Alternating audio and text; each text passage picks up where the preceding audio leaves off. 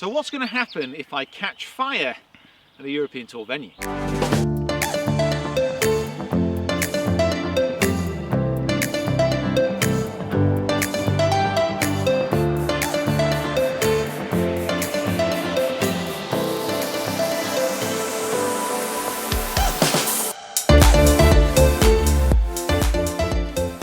Hi guys, Peter Finch here and welcome down to the Beckenbauer Course at the Quellness Resort, and this is part 2 of a 3-part video series playing from the back tees. This is a European Tour venue which held the Porsche European Open the last time in 2017, and as we go I'm offering tips and advice on how you can play certain shots and how you can manage yourself around the course. So far, I am level par after the first 6 holes, which is surprising. It's pretty early, not had a warm-up, and it's a little bit cold here in the beautiful Bavarian countryside. However, it is a true test, and this hole is, well, it's a 230-yard par 3, 5-wood. Any time you take a 5-wood off a par 3, you know it's a toughie. And so far, there's been 2 par 3s, and I've hit 5-wood on both of them. So, yeah, it's a hard course. I'm just going to have to go straight at it. It's not really much to say. It's at the back of the green. Just got to suck up and hit it, John. No tips here. No tips. Oh, it's coming back. No too much. No, that's pretty good. It's the distance. Stay. No, that's fine. Absolutely fine. Anytime you hit a green on 230-yard par 3. Yeah, that's a green in regulation, that, folks. That's a green in regulation. Johnny's learning all the lingo today. Yeah. Coffee delivered to him. This is my only request of actually being over here. It's just coffee. Oh, it's not bad. It's not bad. Yeah. Nice. Oh, wow, someone's hit a good shot there. Guys, it doesn't matter. Doesn't matter what country you're in, remember. You repair them pitch marks, especially on greens this nice. Don't have any blemishes. This par 5 is 530 metres, so it's kind of pushing on 600 yards, just under. And with the wind, it's into off the right. I'm not going to be able to get there in 2 unless I just hit a miracle drive. So I'm going to be aiming up the left-hand side of the fairway, and this is about kind of the course management. Left-hand side of the fairway with a cut swing, trying to find that short stuff so I can put myself in position for a wedge into the green. So this is very much a 3-shot par 5. I think with par 5s, and certainly with some of the par 4s as well, you need to start planning a little bit from the green backwards rather than just standing on the tee thinking, okay, got to smack it and then see where it ends up. Actually putting yourself in position to make the shots that you want to later on in that hole, it makes a huge difference, and that's certainly one of the big differences between a very good player, so a tour player, and then someone who's just beginning the game. They've learned a little bit more about how to be strategic around the course, and it's something that you can never stop learning enough of. I'm certainly not perfect at it by any means. Ooh, pulley. Oh, it's in the rough. Not ideal, John. All that talk. I didn't execute the shot. Okay, Pete, not your finest hour. Nah, I messed up, mate. So I lazy only can get an 8 iron on it, and it's going to leave me probably, I don't know, maybe like 180 yards in, which obviously isn't good. It's a long hole. It's just a bad tee shot. Just messed up. So 8 iron, that's all I can get to it in this lie. Try and find the fairway. It's simple as that, really. Yeesh. So it's just right side of the fairway. It's not bad actually. There's an interesting looking tree on this hole though. I think he means that one. Yeah, 165. I left myself far enough back so this tree isn't really too much of an issue. If you're laying up a little bit closer, as I would have done with my wedge, I'd have had to play it, wanted to play a wedge shot, and I've had to hit it much further left to avoid that tree. But I've got this gap which I can go through, 165 yards.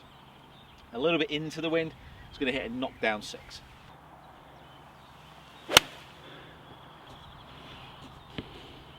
Too bad. Oh, hang on. Ooh. It's actually a little bit more wind than I think though.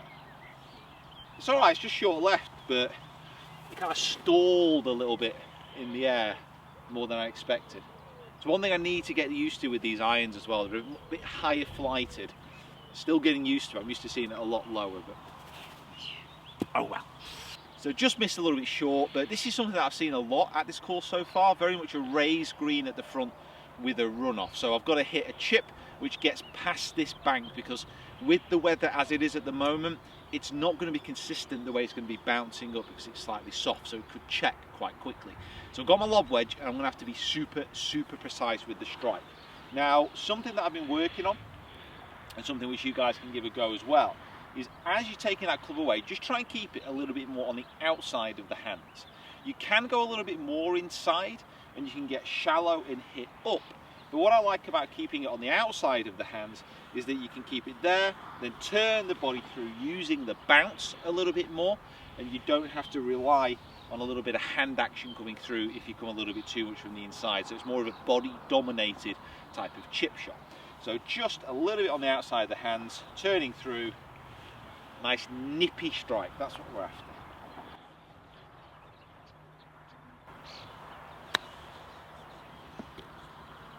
Oh wow, not too bad, actually came off a little bit left, struck it well. Ooh, making tough work of a par though.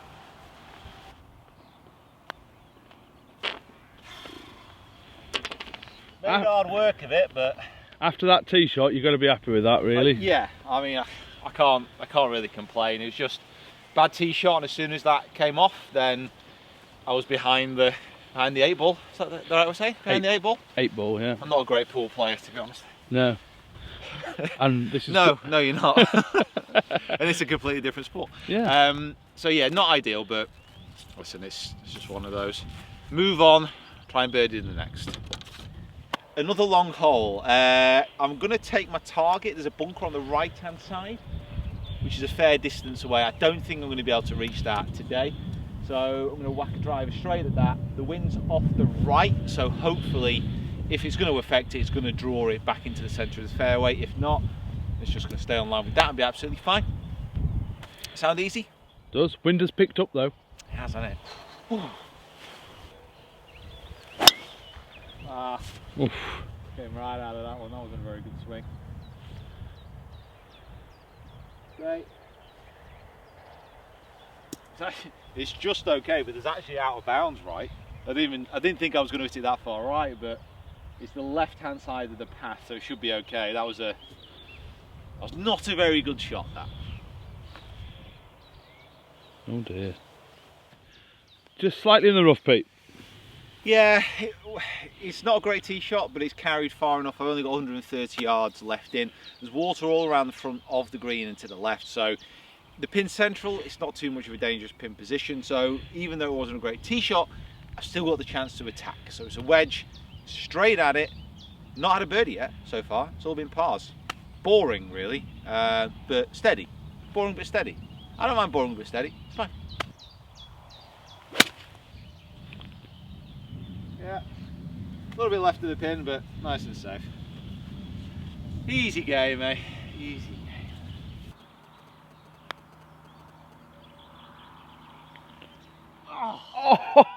Oh, that's unlucky. It was always just that touch left. I kind of, as soon as I hit it, I knew it was just that touch left, but obviously it's a bit harsh. Oh well, it is yet again another par. Could I go 18 holes? 18 pars, Nick Faldo it. So that's the first 9 holes done. But everyone knows it's the back 9 where you need to score here at the Beckenbauer. Everybody knows that, John. Everybody. You know that? I do. I know that. I know that. You guys know that as well. So more of a birdie chance here on the 10th. The wind is down pretty much, and it's 470 metres par 5. The difficulty here is to drive because there's bunkers in the fairway. So the fairway actually loops around to the left. The main chunk of the fairway is on the right. It's a difficult shot because there's water up the right as well. So if you get a good drive away, that's the difficult bit here. I think that opens the chance up for a birdie and to actually hit the green in 2. I can do this, John. Come on, I believe in you. That'll do. So a little bit necky with the tee shot. It's left me 250 yards in. I've got the original one, the mini driver. The ball is above my feet, so I'm going to have to grip down. That's going to shorten the overall length of my 5-wood if I was going to hit it. So that will take a bit of distance off. With this, I should have the ammo. My only issue here is left of the green, there's a little bit of danger. So I'm going to go at the pin, hopefully hold it on that line, and then if it goes a little bit left, it should be fine. If it goes a little bit right, there's a bunker waiting. But if I can hit the green in 2, par 5, get that elusive birdie. So I've left myself a very, very difficult bunker shot. It's that distance of about 50 yards. Nobody likes that. I really bailed out on my second shot. I didn't want to go left, but I hit it a lot further right than I thought I could do. And I've got a shot which basically, well, let's have a look at this. So it goes up onto the green, and then it's a top level, and it's a Mackenzie green, but it's on a slant. So rather than facing you, it's from right to left. So we've got to carry it or move it enough so it's going to get to the slope and then roll down to the pin. Now that basically means that I need a little bit more of a running shot. So rather than my 60 degree, I'm going to hit my 54. Just trying to get it a little bit further. If it goes beyond the pin, there's a little bank to stop it. Not ideal, really. It's up, it's away, he's banged it. It was a weird one because the lie, so that's the first time we've been in these bunkers, and the sand is like really fine. It's nice and firm underneath, but not hard. So you can really go at it. I was very confident about that shot. That'd be a difficult one to play in some of the bunkers back home, where it's like full of sand, but yeah, I played that really well. I got very aggressive with it, a bit more aggressive than I thought I would do. I thought you hit it too hard at first. I thought he's hit that, he's hit it, but it's with the bunker makeup, it allows you to generate that little bit more spin. First birdie of the day, after probably the best shot of the day. 1 under. So 11th hole, and it's a trend that I'm really seeing with this course so far, is quite a lot of the tee shots do favour or tend to help if you do hit a little bit of a fade. Now for me, that's absolutely amazing. I think there's maybe 2 or 3 shots where a draw would have been favourable, but a lot of the time a fade is super, super useful. So I'm going to aim this left-hand side of the fairway and just let it ease back into the centre. It's only a short hole in comparison to some of the other ones, so it's only about 400 yards.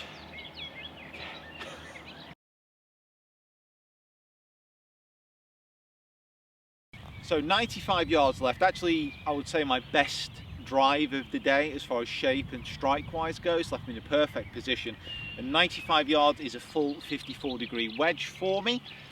I'm feeling 2 birdies in a row, John. I'm not gonna lie. I'm feeling pretty confident now. The juices are flowing.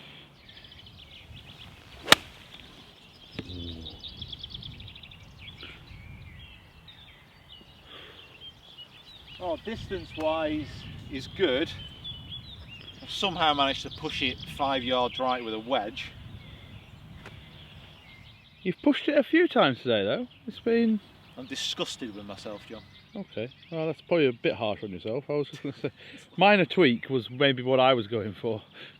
No, disgusting. So not bad, distance-wise perfect, but left myself about 18 foot. It doesn't look like it's going to do a great deal.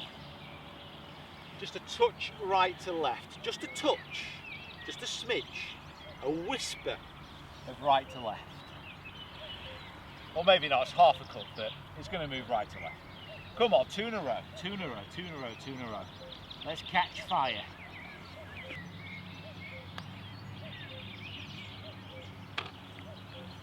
Two in a row, 2 in a row. Ah, start to feel it now. I've got that slight delirium that comes when you're tired and the caffeine's wearing off.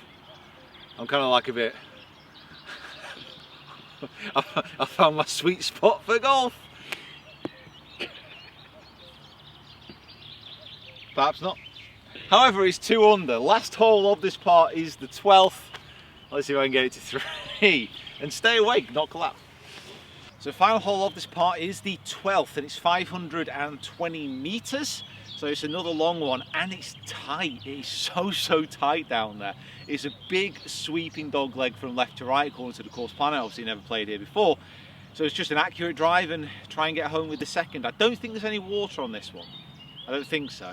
There might be. There's been a water on a lot of the holes so far, so it might be a little bit of a surprise. But it's just trying to bomb an accurate drive, try and get home in 2. I've not got home in 2 on any of the par 5s so far.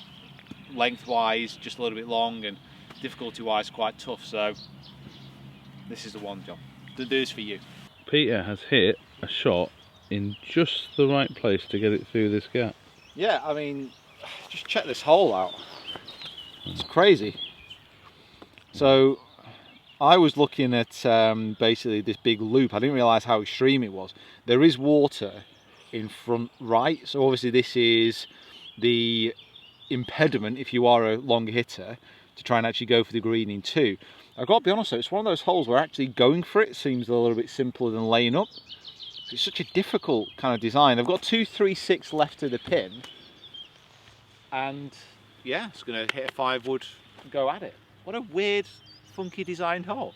Because if you weren't a long driver, you'd have to go several all the way around. Yeah, you'd have to like go all the way around this. So you'd have to hit a second and then a third to maybe get onto the green in your 4th. I'm not sure if I love this hole. I think it's just a bit weird. If I birdie it, it's an awesome hole ever. Be good. Oh, it looks good. Good. Just get on it. Go in. Why not? Oh! I can't see it. I can't see it. That will be blooming close. I hit it amazing. So, I don't know. I hit it really, really well. What's that, an albatross? If it's gone in, yeah. It was bang on line. If it's gone in, how many albatrosses have you had? Oh, 0. Like an albatross is actually, I would say, probably harder than a hole-in-one in some respects, because you've got to hit 2 really good shots on a par 5 to do it. Okay, I'll apologise now for viewers if we've either A, overdone how close it is to the hole, or B, for the huge amount of screeching you're going to hear. Screeching? You mean manly, robust outbursts. No, you are a screecher and a crier if you ever get a hole-in-one or an albatross. Not around, Pete. It can't have got. It would have made a massive noise. Unless it dropped perfectly. Oh! It's not got it. I knew it hadn't got in. But it definitely should have covered the. It's here. Oh. It's actually a fair bit short. Where's the wind? It's always something else. No, I don't know. I thought that was good. I struck it really, really well, so. Oh well. Up and down for a birdie. sorry for the drama, guys. Up and down for a birdie. Right, near my club. Yeah, not bad. Just south a little bit left. Yeah. Right, 3 in a row. So, all of a sudden, absolutely caught fire. Oh, turned out to be quite a beautiful day here in Germany. So guys, thank you so much for watching. This is the second part now over, and we've got 6 holes left to go. Can I keep this birdie streak going? I really, really hope so. I just want to say a big thank you to you guys for watching. Huge thank you to Quellness for getting us over here and actually filming at places which I've never been before. Never played golf in Germany before, and so far it's been a very, very positive experience. If you are new to the channel, guys, make sure you hit that subscribe button, like the video as well, comment below on what you think about the course and some of the tips that you picked up in this video. I'm going to move on to part 3 coming next. So guys, thank you so much. I'll see you next time.